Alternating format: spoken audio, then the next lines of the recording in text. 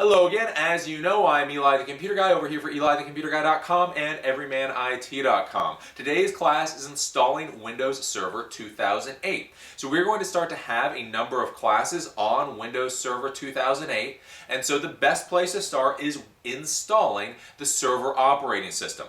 Now, don't try to make this out to be more than it is. Installing a server operating system is exceedingly easy. If you can install Windows 7, you can install Windows Server. It is no big deal. You have a CD, you put it in the computer, you boot the computer off the CD, you click a few things, and you're done. It is very simple. This class is not going to go into the more complicated aspects of actually administering a server. This is simply to show you how to install the operating system, so as we go through this track of courses, well, you have an operating system to play with. So with that, this class is installing Windows Server 2008. If you give me a second, we'll dive right in.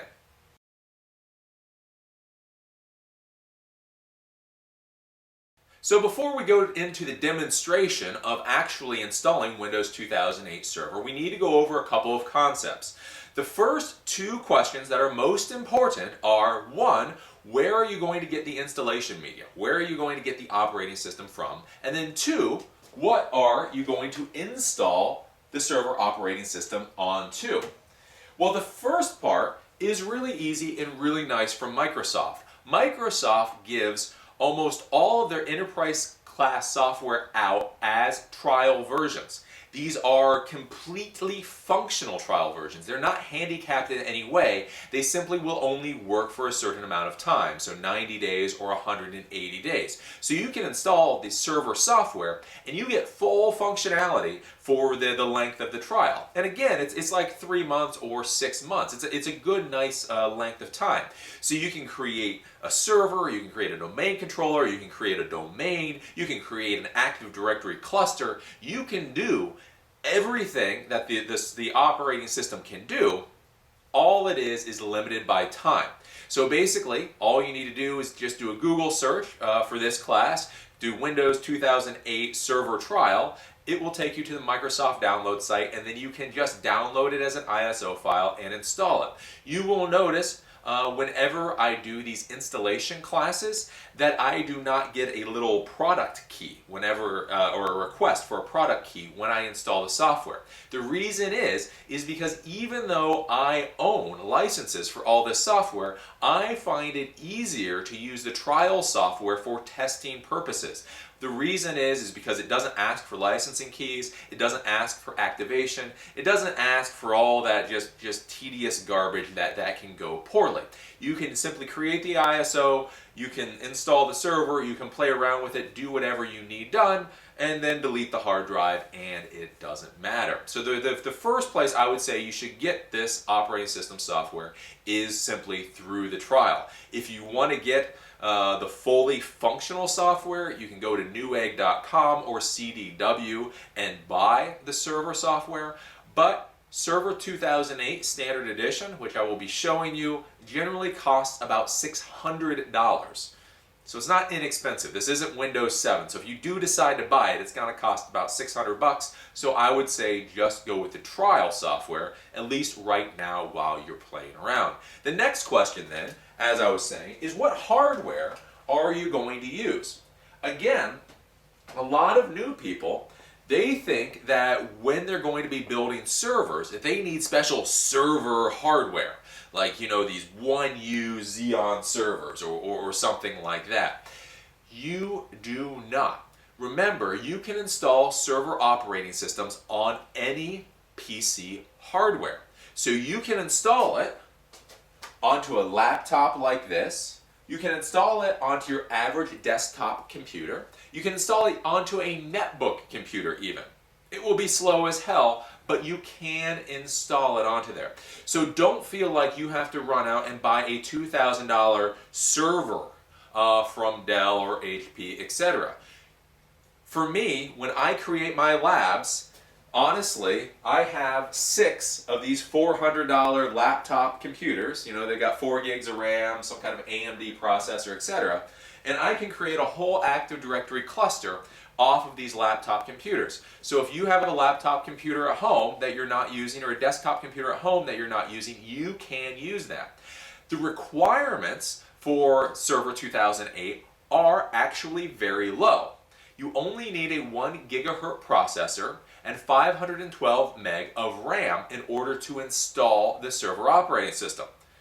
It's going to be slow, and it's going to be horrible, and it's going to be tedious to use. But you can install the server onto that low level of hardware and it will function. You can play with it. So you really can go buy a $50 used computer and install the server operating system on it. It's true. Again, it's going to be slow, but you can do it. You can also, as I will do when we're doing the demonstration, install this operating system into a virtual machine on your computer. So on my Windows 7 computer, I use VirtualBox for virtualization.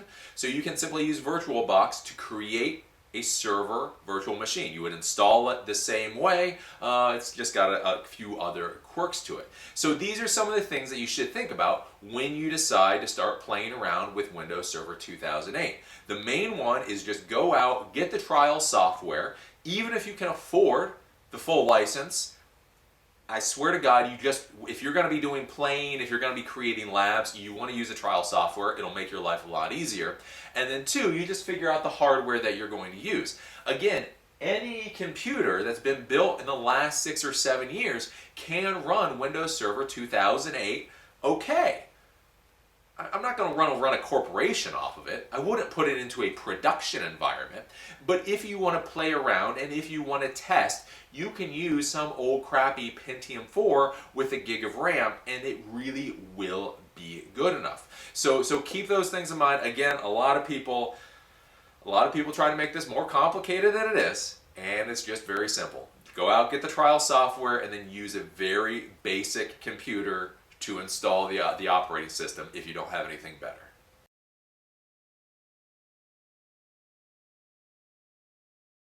So now that you've gone to the Microsoft website and you've downloaded the ISO for Windows Server 2008, and then you've turned that ISO into a CD, now you can install that onto your computer or your virtual machine.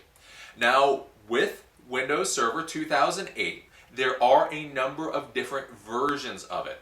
So there's the standard version, there's the enterprise version, there's the data center version, and then there's the web server version. You are going to want to do, at this point in time, the standard version. So standard version is what 90% of all businesses use. If you have an Active Directory domain controller in your little office, that is going to be the standard version. If you have 1,000 people all connecting to the server, that's going to be the standard version. Enterprise and data center versions, you know, they're for the big stuff. If you're in a company with 300,000 people, that's the software that you're going to use. The web server can be very effective depending on what you are planning to do with your server, but basically all that is built for is to host websites or to host web applications. So if you've created a website that you need to put onto a Windows server, you would buy the Windows Web Server Edition. The final part with all these different editions is you will see something called Server Core. Now if you're taking this class, I'm going to tell you, stay away from Server Core. The reason is because Server Core is Windows Server only without the GUI, without any graphics.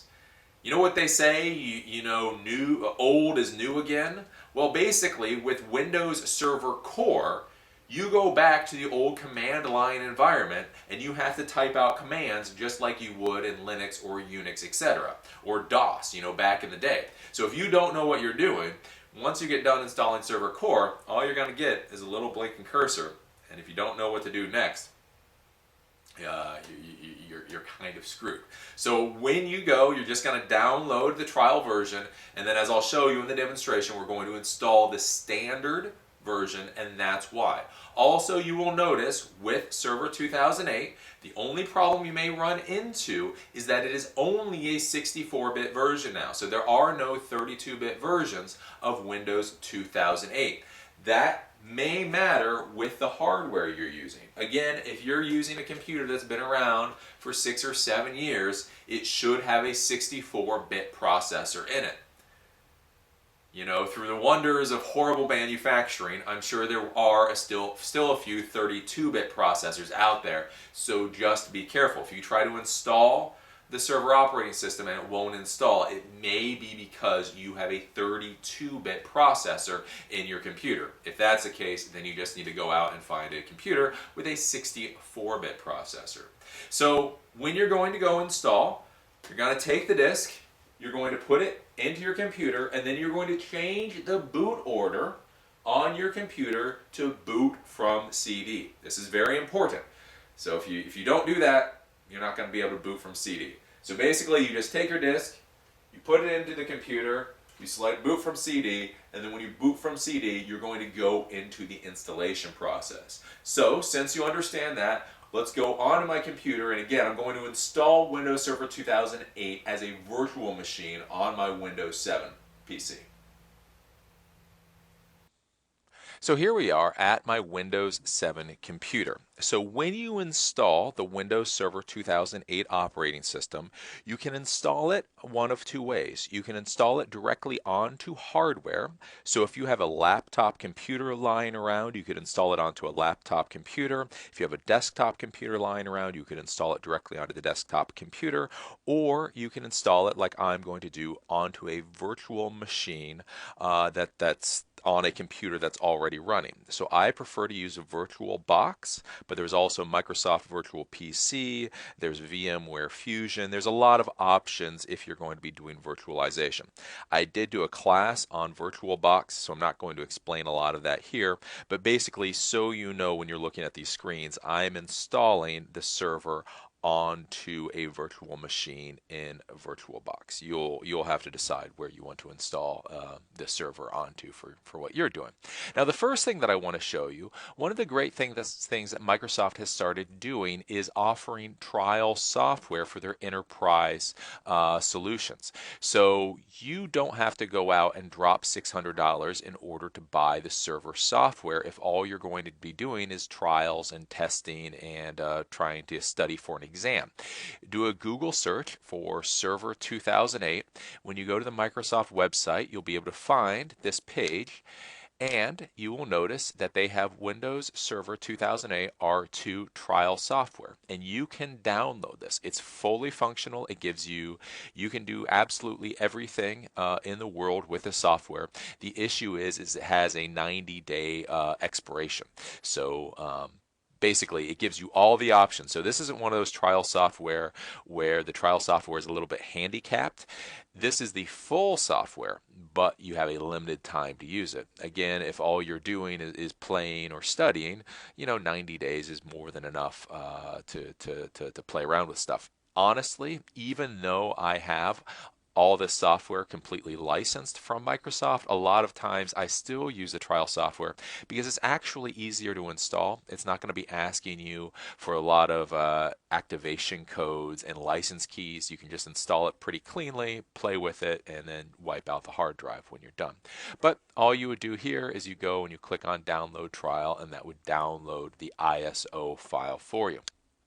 So here I've booted this virtual machine. So this is the equivalent of booting your computer if you're going to install this on a computer. Then I've chosen to boot off the ISO file. So if you are sitting at a computer and you have a CD, then you would change the boot options so that you boot off of the CD. So you have to boot off the CD first so that you get to the operating system, and then you get here. This overall is going to be a pretty simple process. How long it takes really depends upon the hardware that you are using. If you have 16 gigs of RAM and a Xeon processor, blah, blah, blah, it'll probably take you less than 30 minutes. If you're on a virtual machine like I have here, it might take you a little bit longer. You'll notice during this process there might be some like little transitions as I go, and I'll probably use transitions while you're watching this just so you don't have to sit here for 30 minutes and watch a screen and do nothing. But so here we are, we're at the screen, install Windows. It'll ask you what language you want to use, time and format and keyboard. If you're in the US, You leave these exactly as they are. Don't mess with it. If you're in some other country, well, play with it as you want. Then you hit next, and then all you're going to do is hit install now. There is this repair your computer option. We'll go into that in another class. If you have a server that's already up and running and it crashes, you would use this repair your computer option to try to fix it. What to know before installing Windows? Well, you should already know what you think you're doing before you get to this point, so don't worry about that. But now we do just click that.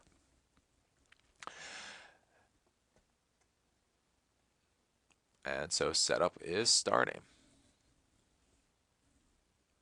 So here, it's going to ask you what version of Windows Server 2008 do you want to install. So if you're just a complete newbie, then just go with the R2 standard full installation version. Just do that. If you don't know what these other things are, don't do the other things. So standard version, just so you know, is just the standard version. It has all the normal options that you would want. This is what you would use in a normal business environment. Enterprise is what you would use in a very large business environment.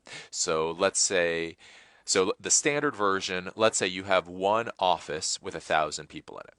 Then you would use the standard version. The enterprise version would be, let's say you have 20 offices with 1,000 people in them. That would be the enterprise version because you're dealing with multiple sites. The data center, so let's say you decide to create your own Travelocity.com, or basically you're trying to create the next Mosey, something that's going to be in a data center environment. That's what you would do here. And then web server is something that you may use in the future. I actually have used this in the past. Web server is the Windows 2008 operating system, but without Active Directory. Why this is good is, remember, server operating systems are much more robust than desktop operating systems. So Server 2008 is much more robust than Windows 7. And the server operating systems are fundamentally built to do a different thing than the desktop operating systems. So those server operating systems are built to handle all this network traffic. So when I originally created Everyman IT, I originally hosted the website off of a Windows Web Server 2008. It gave me all the power and robustness of a Windows server, but it didn't give me Active Directory, which I did not care about anyway. So here, again, just go with the standard. As a note, you will see these server core installation. What core means is that basically at the end of this, there will be no graphical user interface. There will be no GUI. So imagine if Windows looked like Linux. Basically, the only way you can interact with a core installation is through the command line. So there's no GUI, there's no right click, there's no left click, there's no arrows, there's none of that. It is simply a command line interface. So again, probably you're not going to want to do that. So again, R2 standard full installation. Then we hit next. Do you accept the licensing agreements? Yes. Next. Then what do you want to do? If you're upgrading a server, you would do upgrade. Normally, if it's a new installation like we're doing now, we'll do a custom. Then it's going to say, what do you want to do with your hard drive? So this is a virtual hard drive, so I only gave it 60 gigs of space. If you're going to be creating a real server machine, you should probably use a 1 terabyte hard drive now. They're inexpensive. Again, in all of these classes, as I talk to you about things, all professionals have their views on how things should be done. When it comes to partitioning hard drives on server computers, I have a particular viewpoint. My viewpoint is that you should not partition the hard drive on your server unless you absolutely need to, as in the software you're going to be installing on this server requires a separate partition. A lot of people, a lot of technicians feel that when you install a server, you should create multiple partitions. So you should create a system partition. That's where the operating system is installed. Then you would create a data partition. That's where you would store all the shared files and stuff. If this was an Exchange server, then you would create an email partition. The problem that I have found in the real world is many people create these partitions too small, and then they run out of room on the partition that they've created, and then that crashes the computer, and then everything goes to hell. I have found, I've installed numerous, 100, more than 100 servers in different business environments. I have found simply creating one big partition on the hard drive is the best way to go. I have seen no drawbacks to this, and it has caused me no problems. So I would suggest you just create one really big hard drive. If you wish to create lots of different partitions, that's your business, but I told you not to. So from there, all we'll do is we'll click Next. And now this is going to be going through the installation process, and this process will go about as fast, like I say, as your hardware will let it go. So this is where it copies files to the hard drive, it expands files, it installs, blah, blah, blah. So if you have really, really, really fast hardware, this will go pretty quickly, and if you have rather slow hardware, it will go be pretty slow. So like I say, on this virtual machine, it'll probably take a few minutes. So I'll come back in a few minutes once this little part's done. And so, after the operating system has installed itself onto the hard drive, you're going to get this screen. So you have to put in a password for Windows 2008 server. Now, during this process, there will have been a couple of reboots on the computer. I want to make sure you don't do what I've seen happen with new computer people, is you have the CD and the CD drive. When the computer reboots, you're going to see a prompt that says, hit any key to boot from the CD or DVD. Do not click that key, please. If you click the key, it's going to start you from the beginning process. I've trained people on how to build these computers, build servers, and you don't know how many students basically kept redoing the installation process 5 times in a row, because every time they saw the prompt to click any key to boot off a CD, they kept clicking the key to boot off the CD.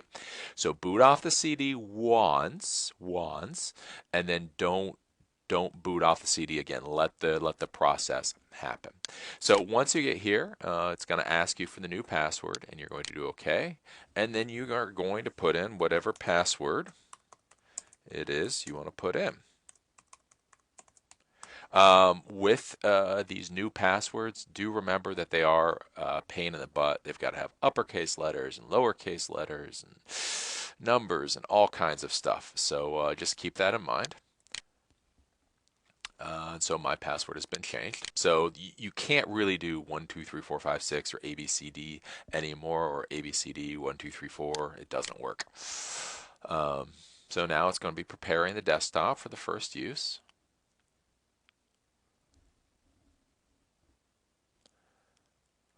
And there we go.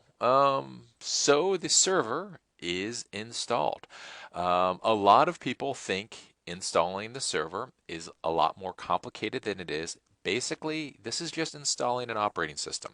If you can install Windows 7, you can install Windows XP, you can install Linux, you can install a Linux server, you can install 2008 server, you can install 2003 server.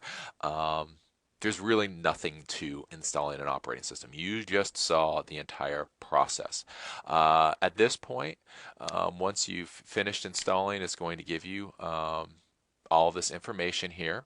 The important thing that we'll come back to at different classes is down here where it says customize roles. So add roles or add features. So if we want to make this a file server or an IIS server or a whole bunch of stuff, we would add roles for features, adding backup, that kind of stuff, functionality of the server. That's what you would do here. Those will be in different classes, though. This class was just installing Windows Server 2008, and really that is all there is to it. If you close this out, you can go to Start, you can right-click Computer, and you can go to Manage, just like you would in an XP machine or a 2003 server or a 7 machine. You select that, And then this will give you a lot of the functionality that you're used to. Roles, again, you don't use. We can go to diagnostics though. And the big thing is if you need to install additional device drivers, you would then go to diagnostics and then you would go to device manager. And then once this comes up, then you could install device drivers just like you would in an XP machine or a Windows 7 machine, etc. Basically, at this level, at the basic functionality, it's all essentially the same. So we can see like there's a base system device here. If I wanted to update the driver, I could right click and do update driver software. Um, this device driver stuff, again, if you're not used to it, it's pretty simple. The easiest thing to do is if you're installing this onto a computer, a laptop computer, a desktop computer, etc., you should have a driver's disk. Simply use that driver's disk to install the device drivers off the driver's disks. If not, what you would need to do is you would need to go to the website of the company that produced the hardware for your system and then download the device drivers there. But that's really all there is for it. So essentially that's all there is to installing Windows Server 2008. I showed you the whole thing right here. We're looking at a 2008 server desktop. We can't do a lot with it yet, but that will come in different classes. I just wanted to show you how to do this so at least we have the basis of how to install servers. So you see how easy it is. Again, a lot of people think installing servers is a big deal. You saw it. It takes 30 minutes, maybe. It's that simple. So with that, let's go back out to the real world and have some final thoughts.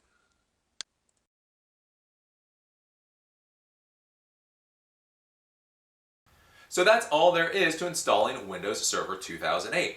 Don't make it out to be anything more than it is. If you can install Windows 7 or a Linux operating system, you can install Windows Server 2008. It is very simple. A 13-year-old can very easily do this. All you do is you download the operating system from the Microsoft website, you take that ISO file, you turn it into a DVD, you put that DVD into some crappy old computer, and you boot off of it and install the operating system. It is no big deal. As we talked about, if you're thinking about what kind of hardware you're going to be using to install this operating system on, is you can install it as a virtual machine like I showed you up on VirtualBox, or you can use any crappy computer that's been sitting in the closet for a few years collecting dust. If it's younger than 8 years, it should be okay. You simply need a 1 gigahertz processor that supports 64-bit and has 512 worth of RAM. If you have that, you can install this operating system onto it.